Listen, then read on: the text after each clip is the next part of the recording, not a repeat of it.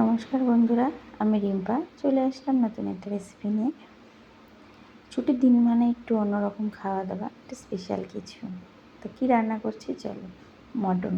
মটনের ঝোল বা mutton curry যাই বলো না কেন। প্রথমে মটনটাকে ভালো করে মাখিয়ে নিলাম।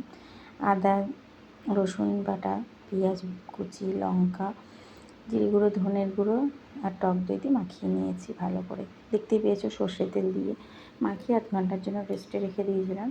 তারপরে কড়াইতে তেল দিয়ে এলাচ, দারচিনি, শুকনো লঙ্কা, তেজপাতা, জিরে ফোড়ন দিয়ে পেঁয়াজটাকে হালকা মতো ভেজে নিলাম।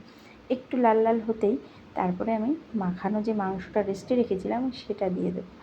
আর মাংস কিন্তু মাখাতেই অর্ধেক রান্না হয়ে যায়, দেখেই মনে হয় মাংসটা রান্না হয়ে গেছে। তা মিডিয়াম ফ্লেমে দিয়ে মাটন যেহেতু একটু সময় লাগবে, ভালো করে কষিয়ে নিতে হবে। আর কষানোর পরে যখন মাংস থেকে তেল ছেড়ে দেবে তখন বুঝে যাবে যে মাংসটা পারফেক্ট কষানো হয়েছে। তারপরে এতে আমি গরম জল দিয়ে ভালো করে একটু হালকা করে ফুটিয়ে নিয়েছি। ফুটিয়ে আমি প্রেশার কুকারে দিই, কারণ আজকে আমার একটু তাড়া ছিল, সেই জন্য আমি প্রেশার কুকারে দিয়ে একটা সিটি মেরে নিয়েছি। তা বন্ধুরা, রান্না তো হয়েই গেল, নামানোর সময় একটু গরম মশলা আমি দিয়ে দিয়েছি। তা কেমন লাগলো ভিডিওটা অবশ্যই লাইক কমেন্ট করে পাশে থেকো, ভালো লাগলে শেয়ার করো।